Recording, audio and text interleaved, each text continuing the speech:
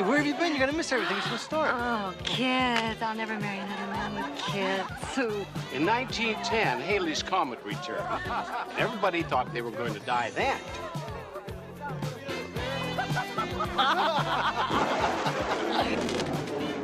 What's that? Look!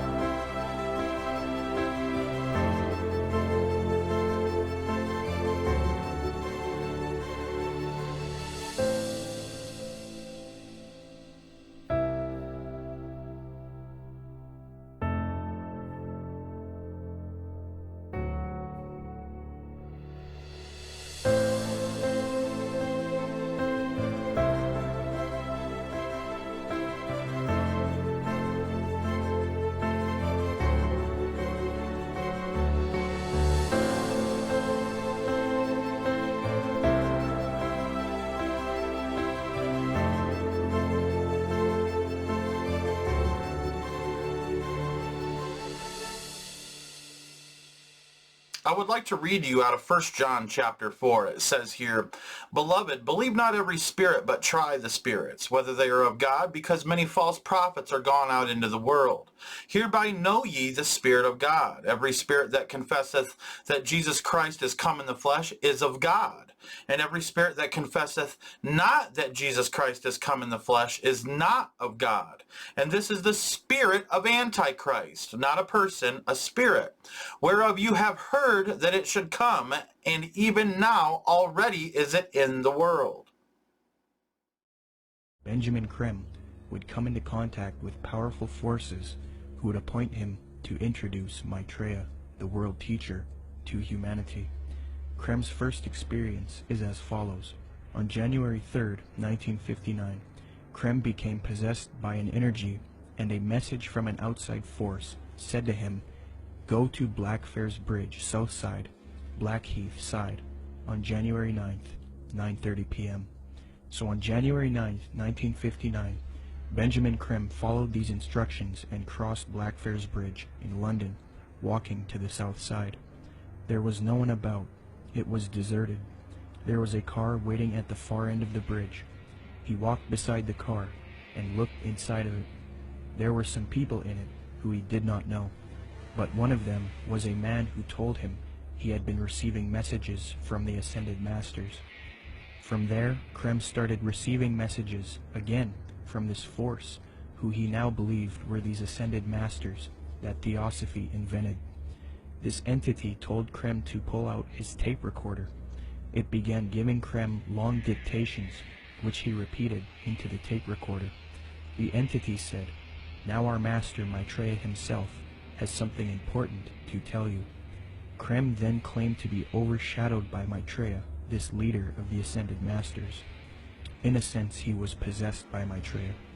Krem claims that the experience was that of total identification with everything and everybody in the world, a kind of universal experience such as he had never felt. He was filled with a foreign tremendous energy. Krem claimed to have seen a vision of himself in the future, as well as Maitreya, the world teacher, who ushers in the age of Aquarius, one world system. Later he was instructed that he would help introduce Maitreya to the world. Since then, Krem started an organization called Share International. They have a website as well. It is aimed at promoting Maitreya and the teachings of Theosophy and the New Age. If you look at the word Share International, which is the name of the site, if you read what he says, he wants the world resource sharing of the world. He doesn't want there to be any, supposedly, any inequalities of the world. You look at what he says that he is. He says that he is the Christ that the Christians are expecting, the Messiah the Jews are expecting, the fifth Buddha the Buddhists are expecting, Krishna the Hindus are expecting, and Imam Mahdi that the Muslims. So he's kind of everything rolled up into one. He's like the total package. He's going to give and be able to unite and put all of the various and different religious systems, the major religious systems, all on the same page. And the Bible says that when the Antichrist comes, he's going to come with all lying power, signs, and wonders. And he's going to deceive the whole world by which the miracles that he's going to do. So he's taking credit for every single miracle that's going on right now, whether it's a Marian apparition, which would be to him the Ascended Master Mary, because he's got a whole band of masters that he's going to be coming with. And so he's taking credit for everything. Every miracle that you're seeing going on in the world right now, whether it's a Catholic miracle, whether it's some type of energizing of the water, whether it's some bleeding statue, whether it's some Hindu miracle, crosses of light, they've seen those in different and various churches. He's taking credit for all of that. And I think what we're going to see and what he says we're going to see, in fact, I just read this in their last report, Benjamin Krem has said also with the UFO sightings, he says they're going to increase up until the time when he makes his emergence. And he's going to come on the scene. He's going to be able to explain all of this and try to put everybody on the same page. My personal belief is that the Antichrist, or the world teacher, will seem to actually be Christ, in the sense that he will seem to destroy some old system and some old bad leader.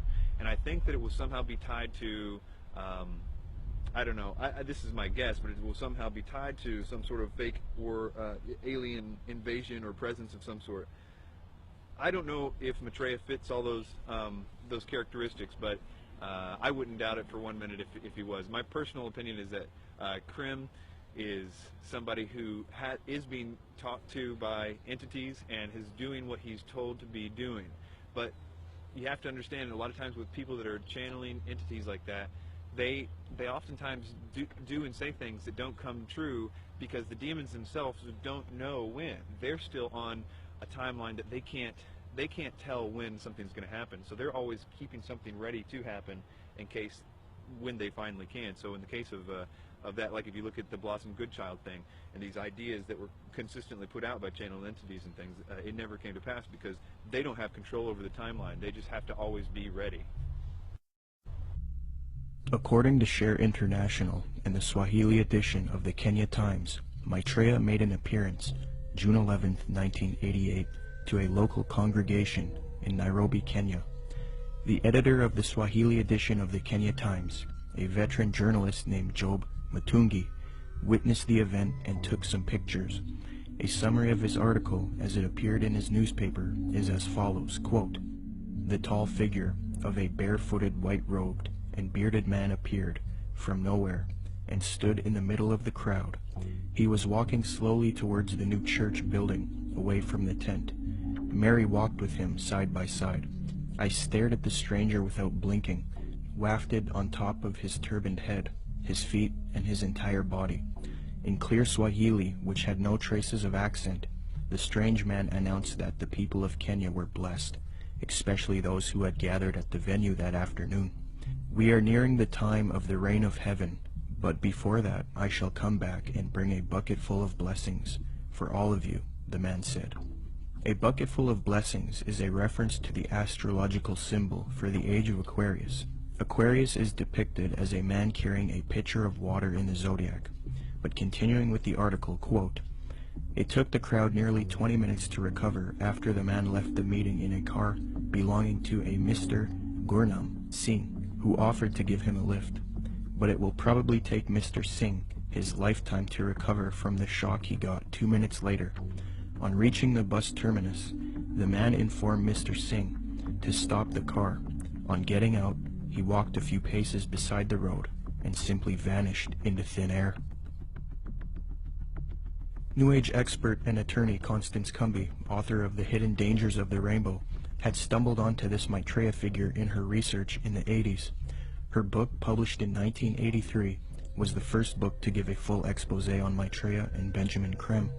On page 21, she notes a Denver Post interview conducted by Jack Kissling speaking to Benjamin Creme, quote, "Won't the advent of a single world religion annoy the hierarchies of all the current Orthodox religions?" I asked. "More than that," he said with a smile.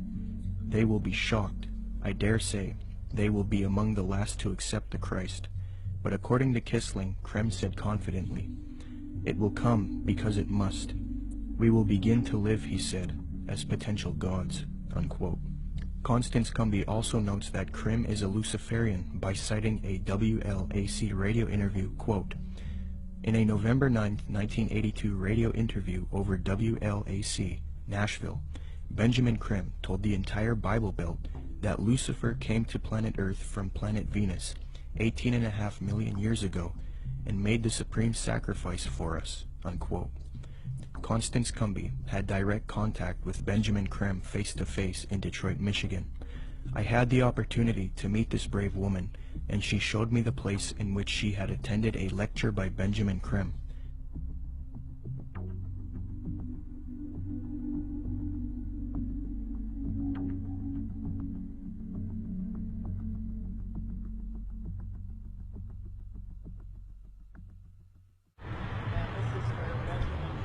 Spoke to a packed crowd November 4th, 1981,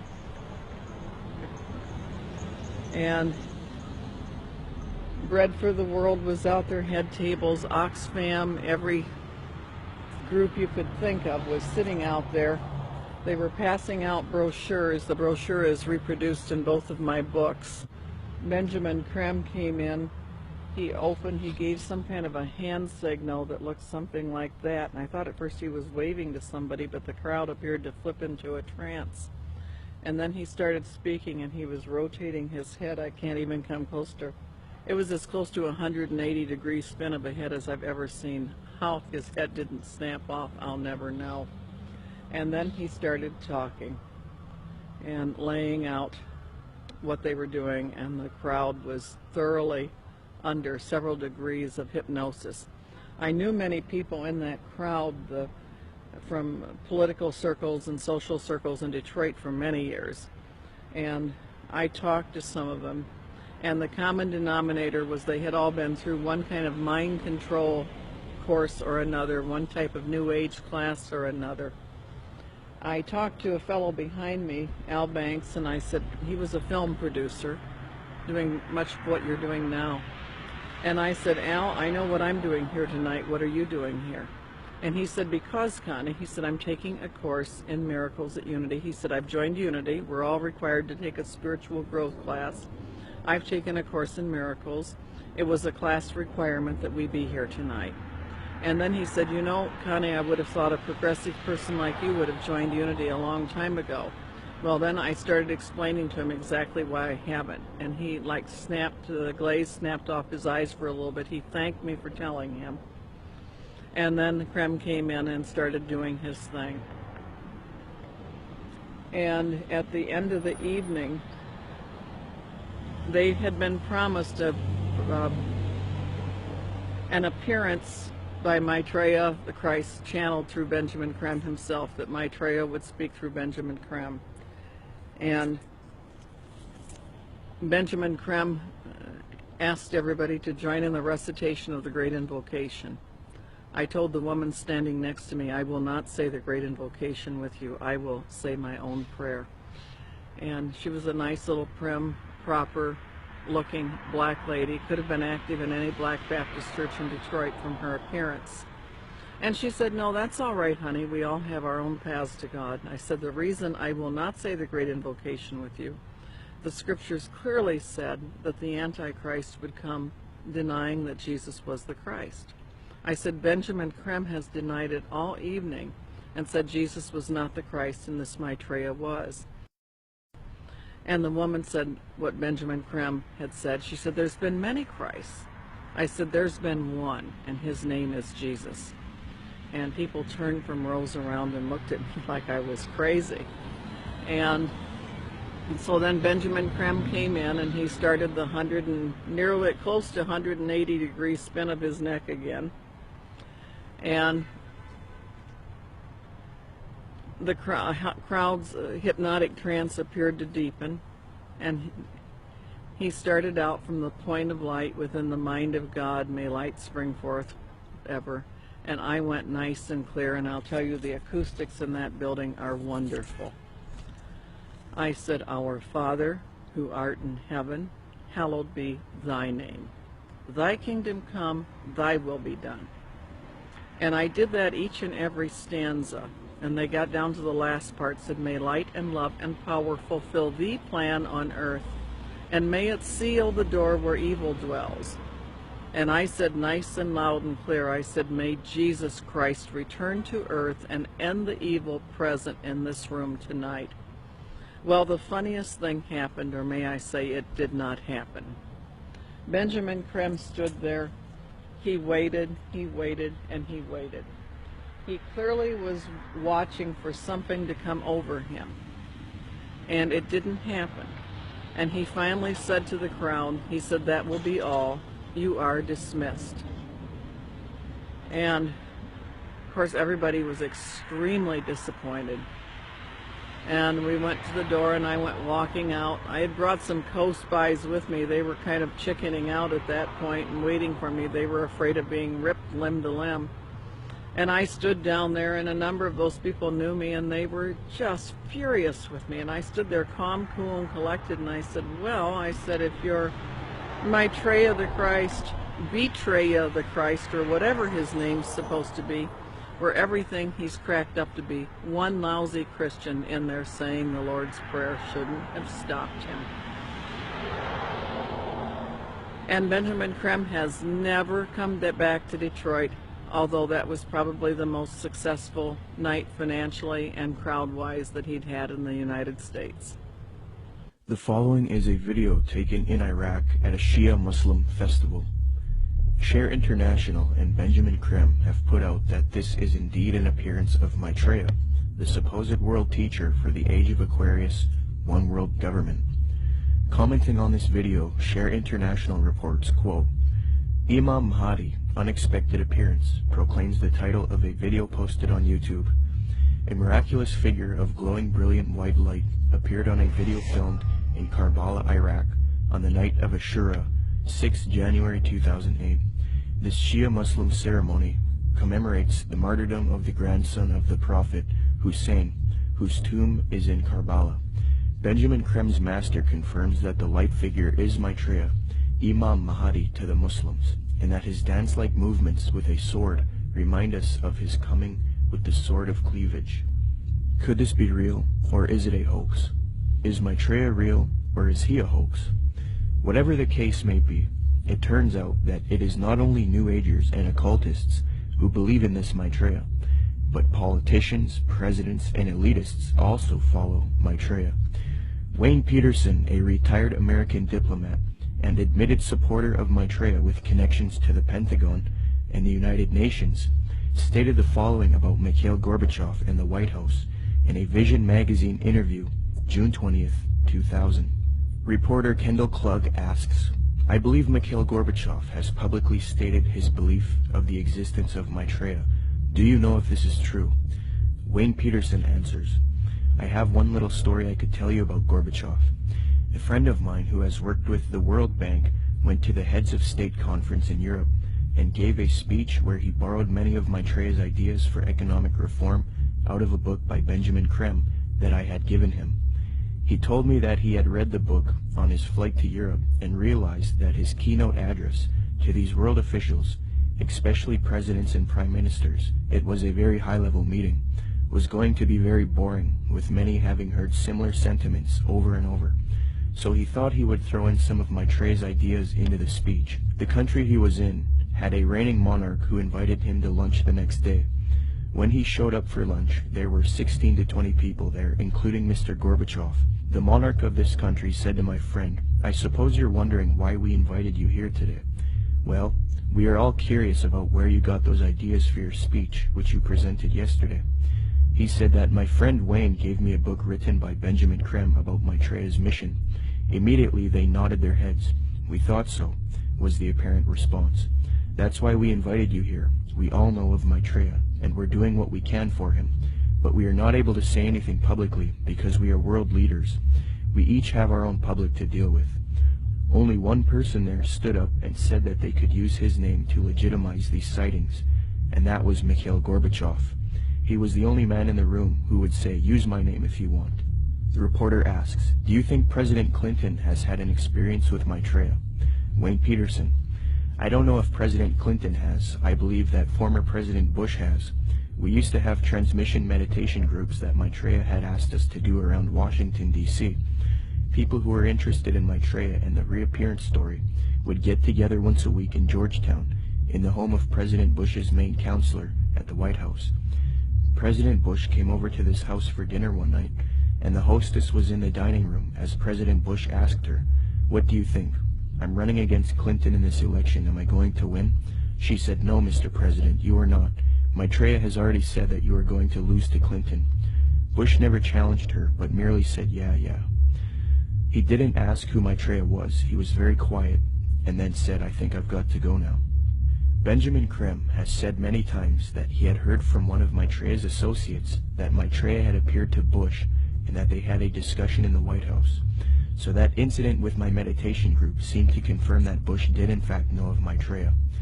I do know people in the White House have been visited by Maitreya many times, and the people I'm talking I've seen on the front page of the Washington Post, standing next to the president. Now that you know who Benjamin Krem is, and he contacts the spirit of Antichrist, which they call Maitreya, you're going to want to hear this off of their website, Share International, and this is from their Share International magazine of November 2023, and this is just a clip, an excerpt, if you will, of that magazine, and I want to read through this, but I also want to talk to you and fit this into Albert Pike's 3 World Wars letter. You got to hear this, people. All right, it says here, the global community realizes that the latest horrific development in world events is a major test, a challenge to our humanity, to to our ability to rise above sectarianism, to embrace all, and in doing so, to keep our eyes on the prize that is humanity. These people are humanists. They're New Agers. They believe in global government, global religion. They want to merge everything together. All right, this is exactly what the Antichrist wants to do, people. It says here, the world is deeply troubled by the excesses of the Israeli-Palestinian conflict, which has rapidly escalated into ethnic cleansing and genocide. At the same time, humanity is required to choose.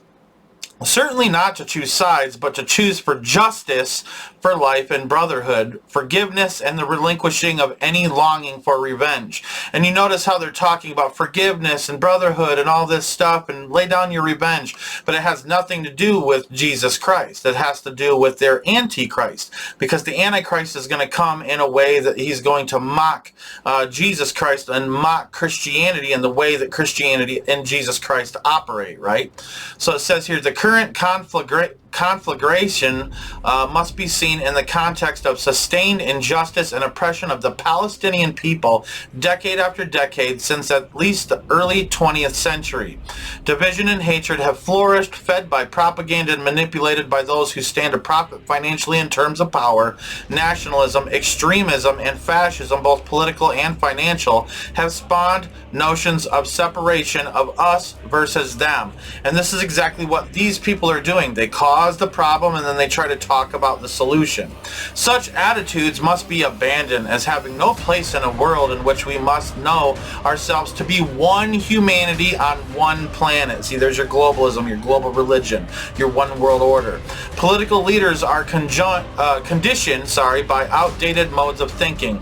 Their territorial self-interest and political power games only add to the conflagration which they may not be able to contain. All efforts must be made to avoid drawing more countries into this most dangerous situation. Now, all right, this is within the same magazine. Okay, and this is a question that someone is writing into the magazine, but they're stating something that was in a previous magazine. This is what the person says. You have said that one of Maitreya's priorities, so the spirit of Antichrist's priorities, would be to find solutions to the conflict in the Middle East, and that it would not be solved until he has actually come forward. Right there. And then what happened in the UN General Assembly, where they just made Palestine part of the UN, right there, you see what I'm saying? It's starting to build, it's starting to take place. The General Assembly is now voting on Draft Resolution A/ES10/L30/Revision 1, entitled Admission of New Members to the United Nations. Will all delegations confirm that their votes are accurately reflected on the screen? The voting has been completed.